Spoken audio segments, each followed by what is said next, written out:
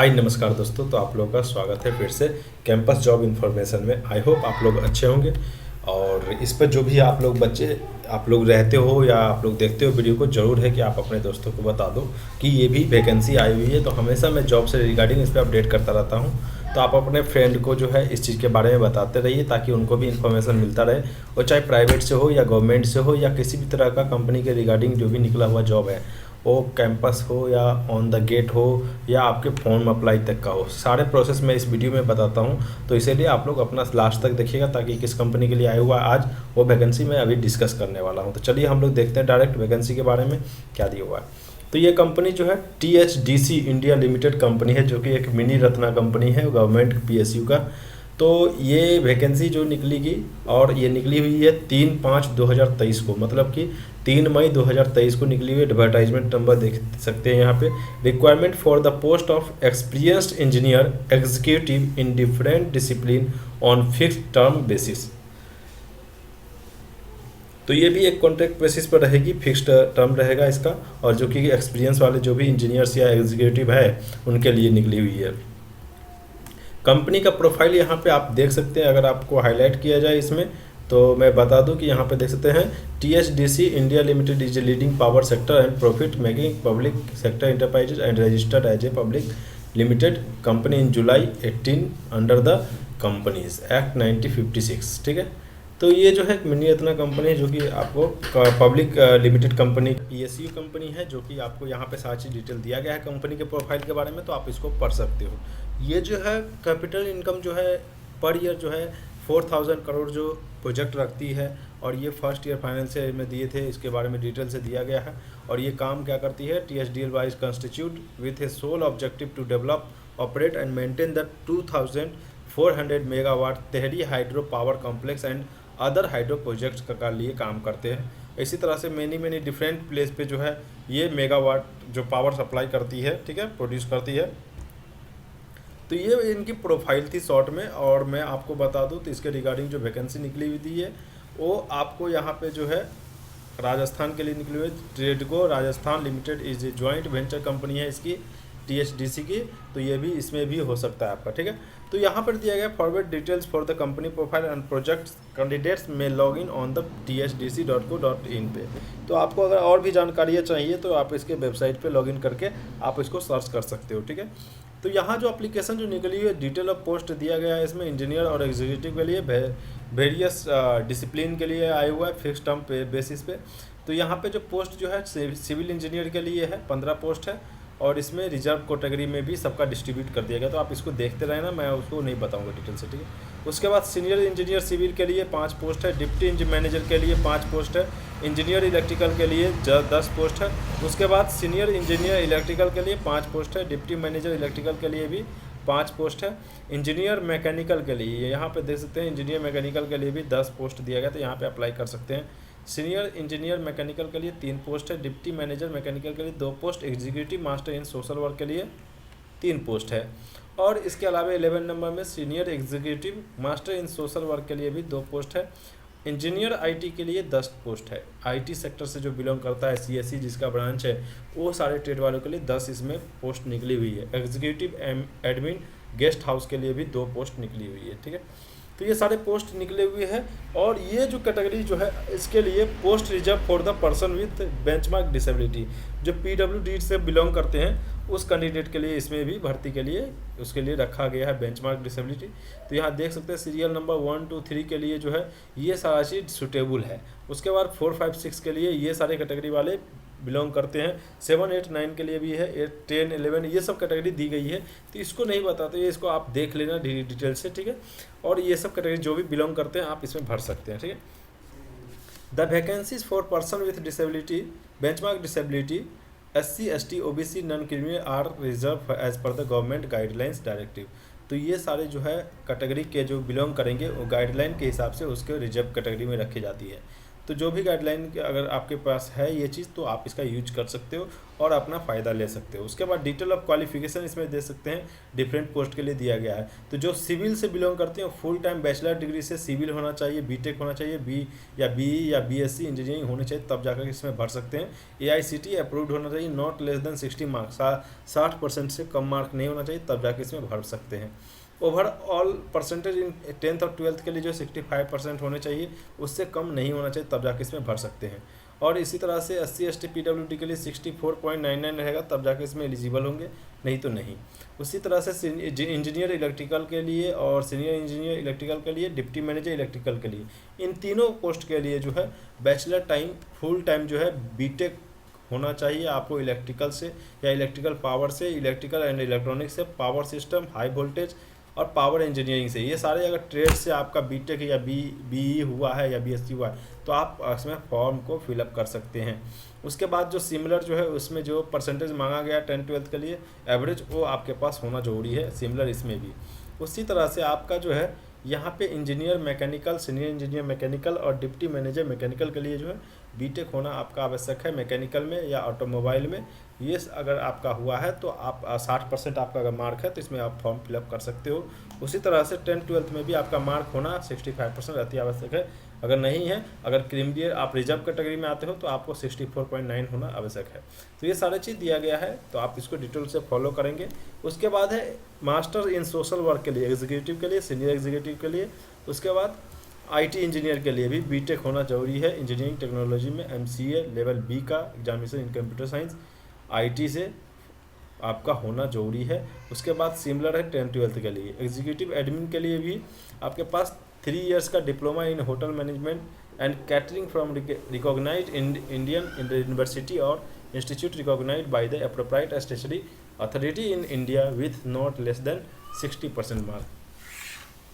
तो आपके पास जो है 3 इयर्स का डिप्लोमा होना चाहिए होटल मैनेजमेंट और कैटरिंग में, या नहीं तो फुल टाइम डिग्री होना चाहिए होटल मैनेजमेंट में, तब जाकर के आप इसमें फॉर्म फिलअप कर सकते हो। तो ये सारी कैटेगरी थी जो कि एक्सपीरियंस और आपको जो क्वालिफिकेशन बताएं उसके रिलेटेड, ठीक है। उसके बाद इसमें एक्सपीरियंस क्या क्या मांगा गया है, तो पोस्ट 1 के लिए जो है 1 साल का एक्सपीरियंस मांगा गया है, और 1, 4 और 7 के लिए, ठीक है। इसमें जो है 32 साल मैक्सिमम एज लिमिट रखी गई है, 18 साल तो मिनिमम रहती है। उसके बाद पोस्ट नंबर 2, 5 और 8 के लिए जो है उसमें जो है 6 साल का एक्सपीरियंस मांगा गया रेलिवेंट ट्रेड्स के लिए, ठीक है। उसके बाद 3 नंबर, 6 नंबर और 9 नंबर पोस्ट के लिए जो है 45 साल मांगी गई है, 11 साल का और एक्सपीरियंस मांगा गया है कम से कम, ठीक है। तो ये सारा जो है एक्सपीरियंस आपके आधार पे जो चीज़ से रिलेटेड है उसमें होने चाहिए, तब जाकर आप इसमें भाग ले सकते हो। 10 नंबर के लिए 1 ईयर्स का, 11 नंबर के लिए 6 वर्ष का, 12 नंबर के लिए 1 वर्ष का, 13 नंबर के लिए फिर जो है 3 ईयर्स का आपके पास एक्सपीरियंस होना जरूरी है। उसके बाद कंसेशन दी गई है, तो कंसेशन जो कैटेगरी वाइज है वो मिलेगा आपको। सिलेक्शन प्रोसेस देख लेते हैं, इसमें सिलेक्शन कैसे होगा। एलिजिबल कैंडिडेट्स में भी short listed category wise for the personal interview. तो कैटेगरी वाइज जो है कैंडिडेट को सिलेक्ट किया जाएगा, उसके बाद उसको बुलाया जाएगा PI के लिए, पर्सनल इंटरव्यू के लिए। तो जो candidate selection process consist of mark obtain in academic qualification, post qualification, experience and personal interview. तो जो कैंडिडेट का इसमें सिलेक्शन होगा, जो मार्क है टोटल आपके करियर का, उसके आधार पर, और आप जो एक्सपीरियंस आप गेन किए हो उसमें ऐड किया जाएगा। उसके बाद पर्सनल इंटरव्यू के लिए आपको होने के बाद ही आपका इसमें होगा ज्वाइनिंग, ठीक है। Candidate must qualify in personal interview in order to be consider for the implemented, ठीक है। तो इसमें जो आपको पर्सनल इंटरव्यू में जो है पास होना जरूरी है, तब जा करके आप इसमें भाग ले सकते हो, नहीं तो नहीं। इसमें अनरिजर्व के लिए 50% क्वालिफिकेशन मांगा गया है, और SC ST के लिए 30% होना जरूरी है, जो कि रिजर्व है, ठीक है। हेल्थ स्टैंडर्ड जो applicant should health before joining candidate will have to undergo medical examination by CMO of government hospital. No relaxation in medical examination rules in allowed. For detail please visit medical examination rules. तो वो आप उसको जो है, अगर आप इसमें जो है एग्जामिनेशन के लिए मेडिकल सर्टिफिकेट होना जरूरी है, जो कि CMO या तो गवर्नमेंट जो हॉस्पिटल है उसके द्वारा आपके पास अप्रूव होना चाहिए, तब जाके हो सकते हैं। उसके बाद कंपनसेशन पैकेज जो है, फिक्स्ड पे जो है आपको रहेगा 46,584 रुपया पर मंथ रहेंगे, और अलावेंसेज जो है 5,590 रुपीज़ रहेंगे, और PF जो है एम्प्लॉयर का कंट्रीब्यूशन रहेगा 5590 रुपये, 12% फिक्स रहेगा, ठीक है। ग्रेच्युटी जो मिलेगी, ग्रेच्युटी मिलेगा 2,236 रुपये मिलेंगे 8% के हिसाब से।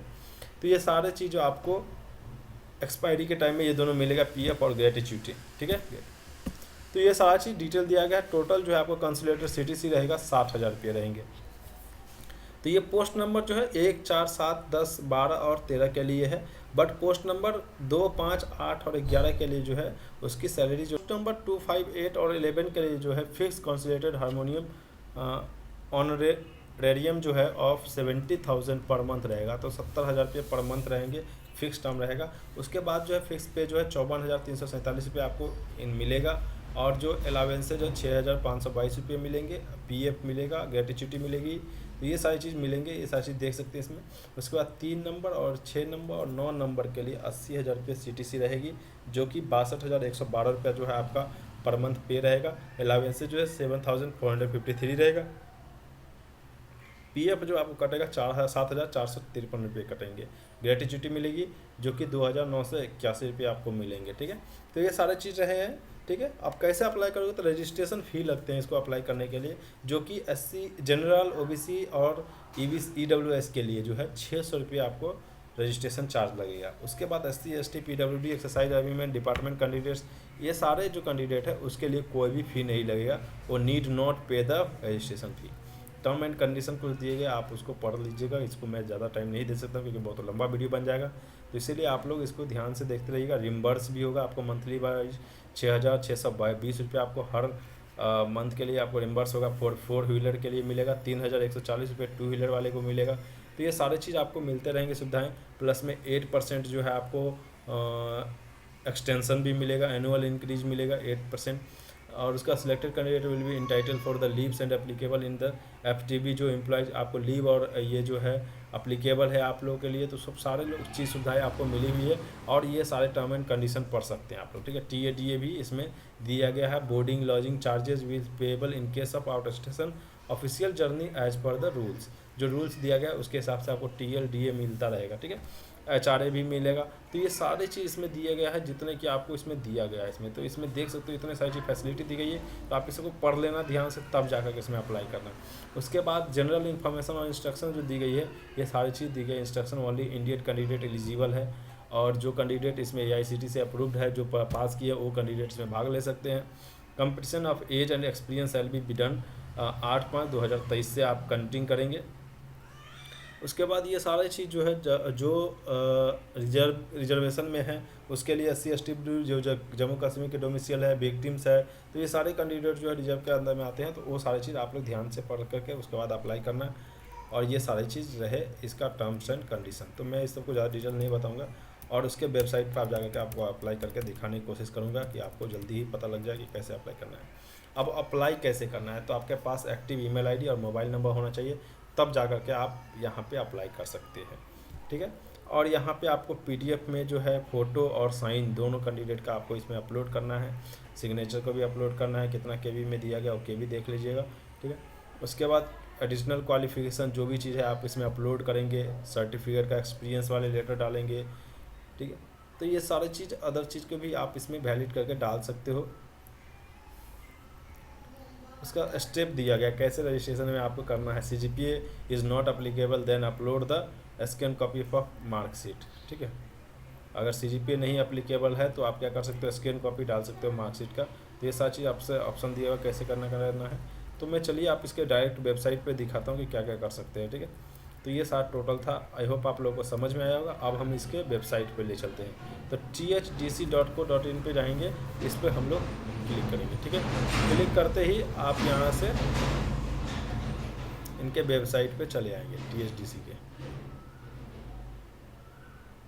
तो जो पेज जो है ओपन हो रहा है, तो आप थोड़ा सा पेशेंस रखो ताकि आप लोगों को पूरे एक एक स्टेप समझ में आए।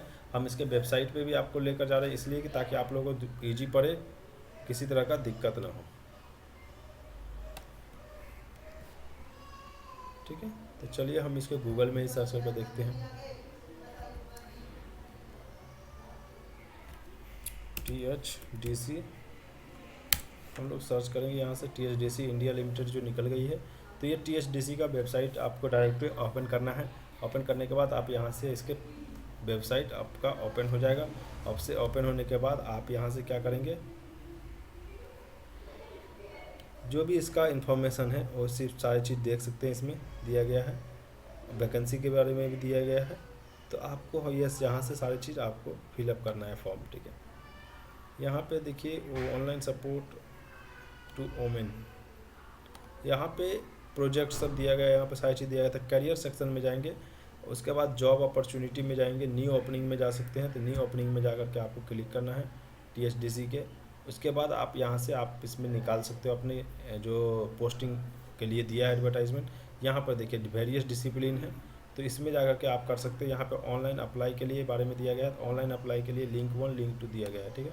तो लिंक 1 पे क्लिक करेंगे तो लिंक 1 पे भी कर सकते हैं, और इसके रिगार्डिंग जो एडवर्टाइजमेंट दिया गया है वो सारी चीज़ आप यहाँ से देख सकते हैं, ठीक है। तो अप्लाई नाउ पे करेंगे, पोस्ट पहले देख लेते हैं क्या चीज़ दिया गया पोस्ट के लिए। उसके बाद यहाँ से आप पोस्ट के बारे में देख सकते हो यहाँ से डाउनलोड करके। यही था जो कि मैंने आपको दिखाए थे, 17 पेज का ये था। अब यहाँ से हम अप्लाई कैसे करेंगे, तो अप्लाई नाउ पे क्लिक करेंगे। क्लिक करते ही are you registered with you या नो, अगर ऑलरेडी रजिस्टर्ड है तो करेंगे यस, अगर नहीं है तो नो, ठीक है। उसके बाद नेक्स्ट करेंगे। नेक्स्ट करते ही आपका ये फॉर्म खुल जाएगा, ठीक है। फॉर्म खुलने के बाद आपको ये एप्लीकेशन में पोजीशन डालना है, कौन सा पोस्ट के लिए आप डाल रहे हो, सिविल इंजीनियर मैकेनिकल के लिए डाल रहे हो तो ये भी डालना है, ठीक है। एक्सपीरियंस है तो एक्सपीरियंस डालना है, अगर नहीं है तो नहीं डालना है। एक्सपीरियंस के बगैर इसमें आप अप्लाई भी नहीं कर सकते हो, ठीक है। अब यहाँ पे बेसिक इन्फॉर्मेशन डालना होता है, नेम, पिताजी का name, occupation, mother's name, birth, date of birth. उसके बाद आप अपना लैंडलाइन नंबर है तो डालना है, मोबाइल नंबर डालना है, ईमेल आईडी डालना है, आधार कार्ड डालना है, और जेंडर क्या है वो डालना है, और यहाँ पे रिलीजन क्या है वो डालना है, और मैरिटल स्टेटस सिंगल है या अनमैरिड है। उसके बाद अगर आप डोमिसाइल है जम्मू कश्मीर के तो यहाँ पे डालना है, नहीं है तो नो डालना है। स्टेट ऑफ डोमिसाइल डालना है, एक्सरसाइज आर्मी मैन है तो डालना है, नहीं तो नहीं डालना है। अगर नेशनलिटी इंडियन है तो इंडियन डालना है इसमें। इफ़ डिपार्टमेंटल कैंडिडेट है आप तो डालना है यस, नहीं है तो नहीं।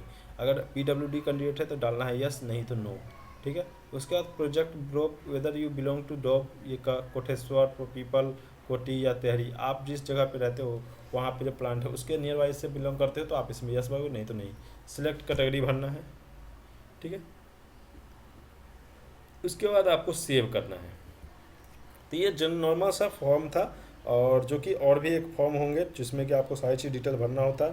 तो उसके बाद आपको रजिस्ट्रेशन नंबर मिल जाएगा। ये सब था एप्लीकेशन के लिए, ताकि आप लोग को ये पूरा प्रोसेस एक एक बताता हूँ स्टेप, ताकि आप लोग किसी भी स्टेप में फंसो नहीं। अगर फिर भी आप लोग को किसी तरह का प्रॉब्लम आता है तो आप हमें क्या करो कि कमेंट बॉक्स में कमेंट कर सकते हो, और उसका हाईलाइट करके मुझे स्क्रीनशॉट भी कर सकते हो, ठीक है। और ज़्यादा से ज़्यादा अभी क्या करो कि मैं अभी बनाता तो हूँ वीडियो, बट आप लोग लास्ट तक देखते भी हो, बट आप लोग सब्सक्राइब नहीं करते हो उस चैनल को। सब्सक्राइब कर लिया करो, ज़्यादा से ज़्यादा अपने दोस्तों के बीच में शेयर करो, और किसी तरह का दिक्कत आता है कमेंट्स करो, ठीक है। तो बस इतना ही था, फिर मिलेंगे दूसरे वीडियो में। तब तक के लिए जय हिंद, जय भारत, थैंक यू, धन्यवाद।